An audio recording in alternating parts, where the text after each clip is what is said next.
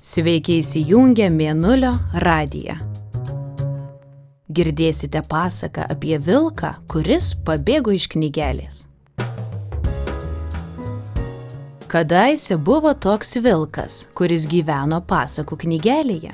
Deja, to vilko gyvenimas buvo visai nekoks, nes niekas jo tenai nemylėjo, nei Raudonkepuraitė, nei močiutė, nei medžiotojas.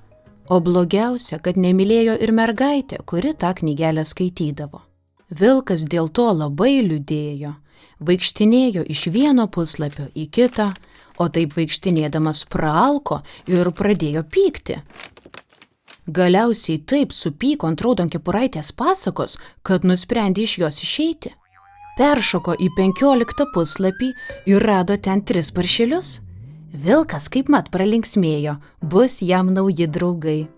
Bet 2 paršeliai vos pamatė vilką, pradėjo taip negražiai apie jį dainuoti, kad vilkas dar labiau nuliūdo, o dar labiau nuliūdęs, dar labiau supyko ir iš to pykčio nupūtė anų 2 paršelių namelius.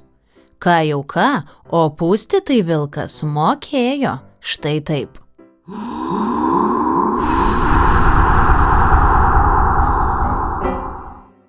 Ir vėl vilko gyvenimas buvo visai nekoks, nes po to įvykio niekas jo ir šitoje pasakoje nebemylėjo. Kokia prasta knygelė, pamanė sau vilkas, visai man čia nesiseka, imsiu ir išeisiu iš jos su visam. Knygelėje gyvenusios raidės, skaičiai ir paveikslėliai labai stebėjosi, bet vilkas iš tiesų ėmė ir išėjo. O išėjo jis į tikrą mišką, kuris buvo labai panašus į pasakų mišką, tik gerokai didesnis. Vaikšto vilkas po tą mišką ir girdi, po medžiu verkia maža mergaitė. Priėjo arčiau ir pamatė, kad tos mergaitės labai gražios geltonos kasytės.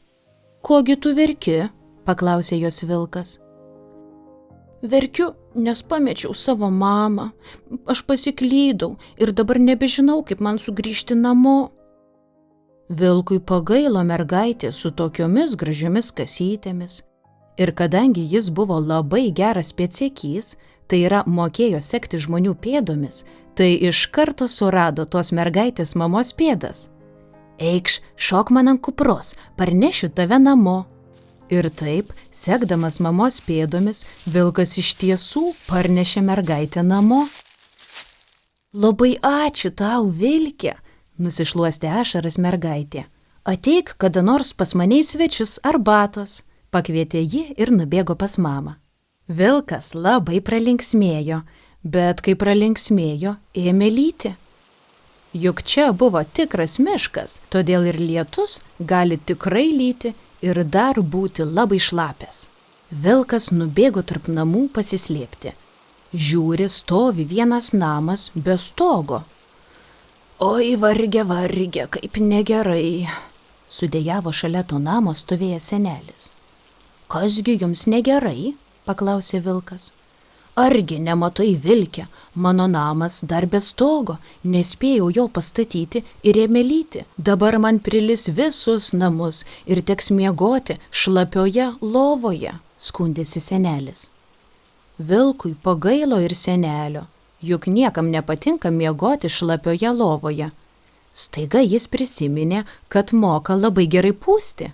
Užšoko ant to namo sienos krašto ir nupūtė šalin visus debesis, iš kurių lijo lietus.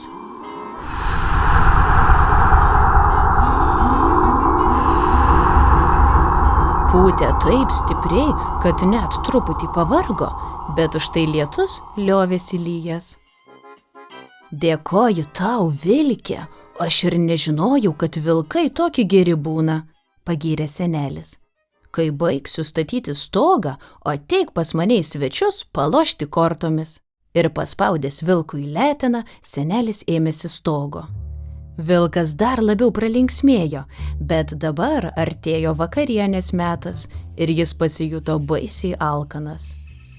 Kadangi vilkų uoslė labai gera, netrukus jis užuodė ir surado kuprinę pilną gardžių sumuštinių su dešra. Šalia tos kuprinės nusiminęs sėdėjo berniukas. Berniuk, kodėl tu neini namo, juk jau vakaras tuoj sutems, perspėjo jį vilkas. Aš negaliu eiti namo, nes mama ant manęs pyks. Ir kodėlgi ji turėtų ant tavęs supykti? O todėl, kad nesuvalgiau jo sumuštinių. Mama man liepė visus suvalgyti, bet kad man ta dešra baisiai neskani. Vilkas apsilaižė snukį ir berniukui leidus greičiau nei per minutę sušveitė visus tuos sumuštinius. Berniukas paglostė jo įsipūtusį pilvą ir padėkojo. Koks tu geras vilkas ir visai nepiktas. Jei kada nors vėl norėsi sumuštinių, susirask mane. Ir pagriebęs kuprinę, berniukas nubėgo namo.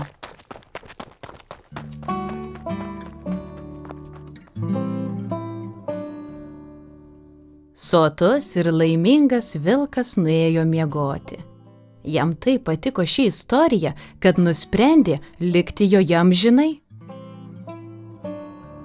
Dabar to vilko gyvenimas buvo tikra pasaka. Jis kasdien gerdavo arbatą pas mergaitę geltonomis kasytėmis. Po pietų lošdavo su seneliu kortomis, o vakarais valgydavo berniuko sumuštinius. Ir svarbiausia, kad visi jį čia labai mylėjo.